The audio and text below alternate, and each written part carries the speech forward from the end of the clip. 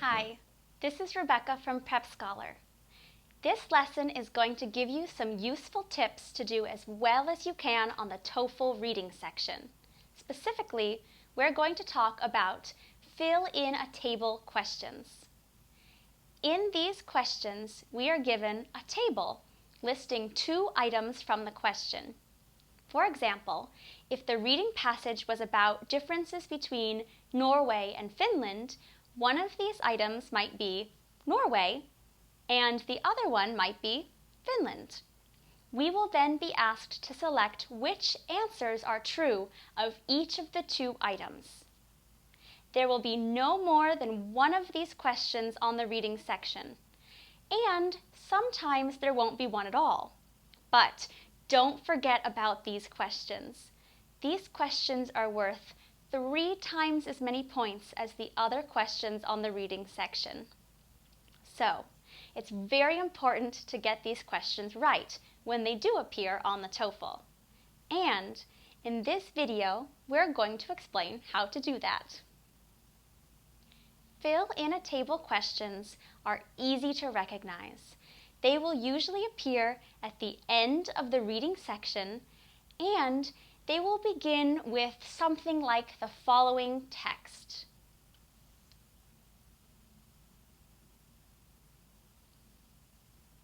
Directions. Complete the table below by indicating which of the answer choices describe X and which describe Y. This question is worth 3 points. The X and Y will be filled in with items that the question is about.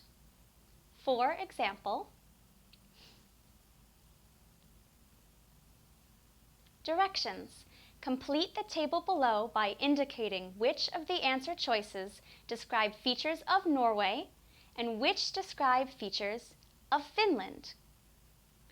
This question is worth 3 points. That will then be followed by a table, which will look something like this.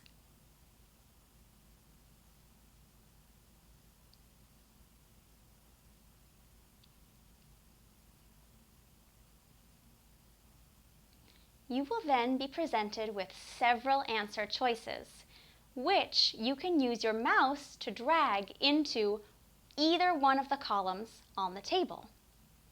Normally, you will have 2 columns and 6 or 7 answer choices, but you may sometimes see 3 columns or a different number of answer choices.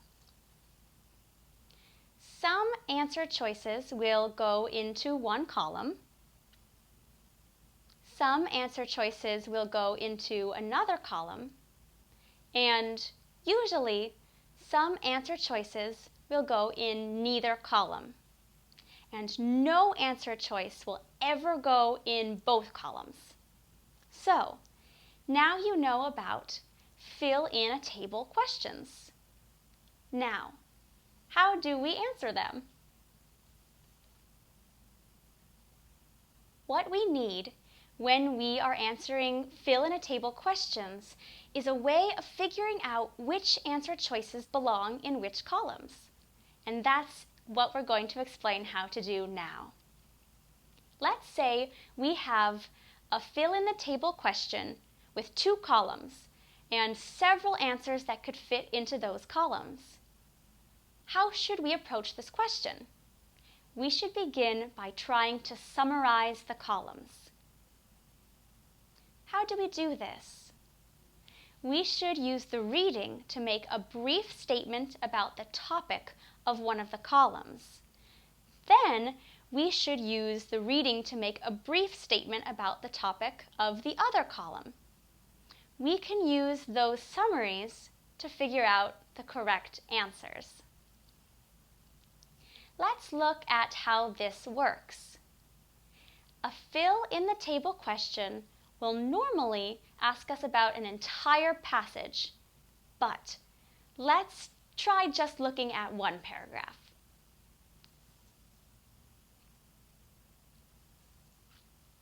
In many ways, the populations of the two countries are similar.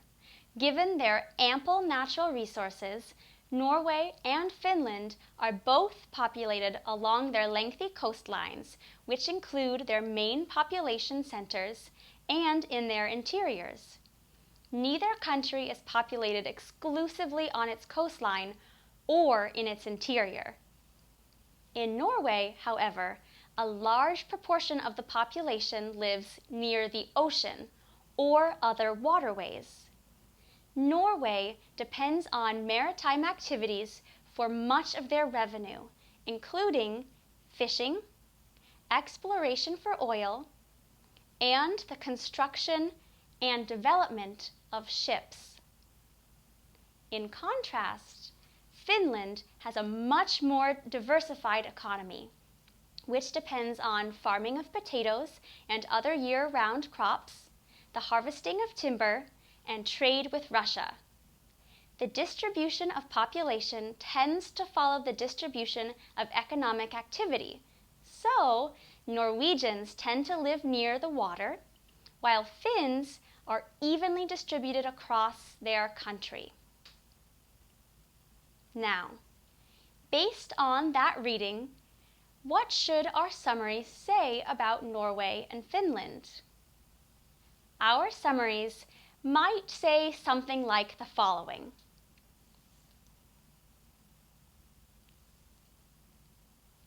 Norway's economy depends on maritime activities such as fishing, and most of the population lives near the water. Finland's economy involves farming, timber, and trade, and its population is evenly distributed. So, try to make summaries like that when you're answering a fill-in-a-table question. As we'll show now, doing that will make answering the rest of the question much easier. Once we've made our summaries, our strategy for answering questions is simple. If an answer fits the summary for one of the columns, it goes in that column. If it fits the summary for the other column, it goes in that column. And if it fits neither summary, then it goes in neither column. Let's look at how that works. Here is a question we looked at earlier, now with the answer choices included.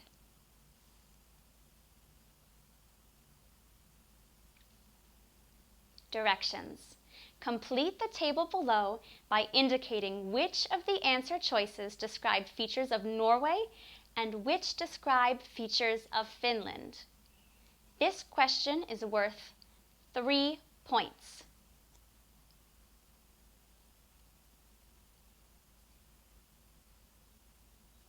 One, economy depends on fishing. 2, population is evenly distributed. 3, trade with Russia is important. 4, shipbuilding is an important industry. 5, dependence on gold mining. 6, significant military spending. 7, most population near water. Remember that our summaries for this question are: Norway's economy depends on maritime activities such as fishing, and most of the population lives near the water. Finland's economy involves farming, timber, and trade, and its population is evenly distributed. Now, let's look at the answer choices. Choice 1 says the economy depends on fishing. That's in our summary for Norway, so this goes under Norway. Choice 2 says the population is evenly distributed. That's in our summary for Finland.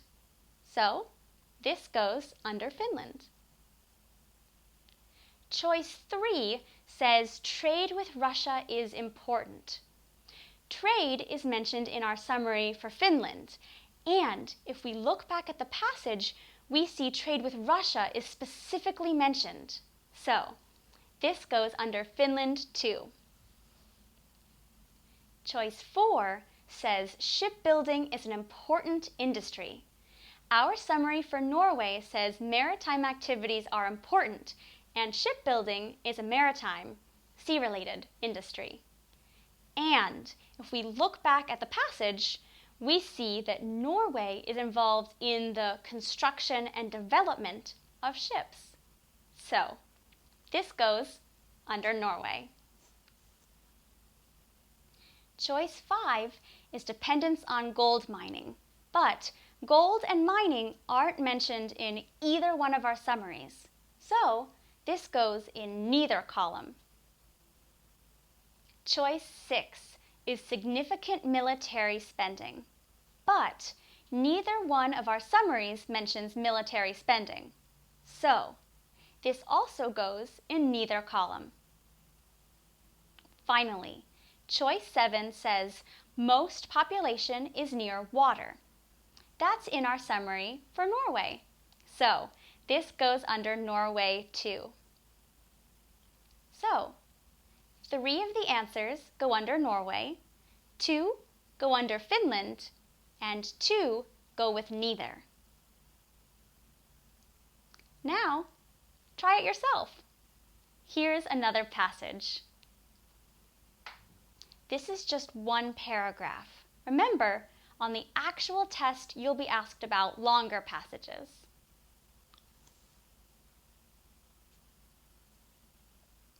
With the improvement in technology in the 1950s, television became the main form of popular entertainment. In previous decades, most people had gathered around the radio, which broadcast local and world news, speeches from political leaders, popular and classical music, sporting events, and serial dramas to millions of attentive listeners. But television allowed people to actually see these things in their homes, things that they could previously only see at the movies or in person. By the end of the 1950s, most families owned a television, and the radio audience began a slow decline. Now, make 2 summaries for that paragraph, one about radio and one about television. I'll give you a moment to do that.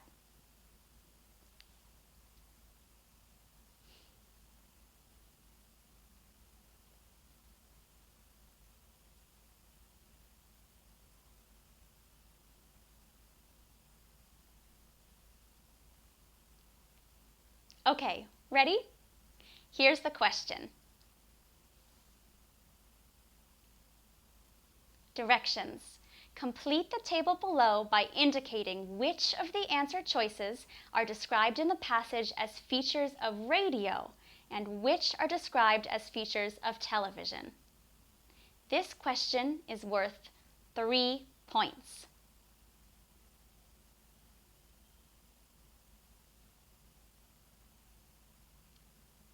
One, broadcast music and speeches.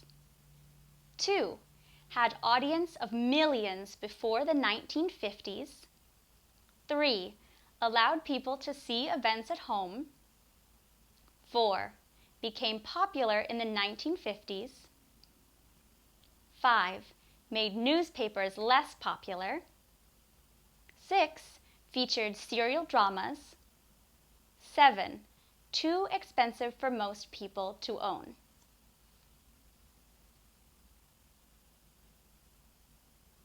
What are your answers? Remember to use your summaries. I'll give you some time to decide.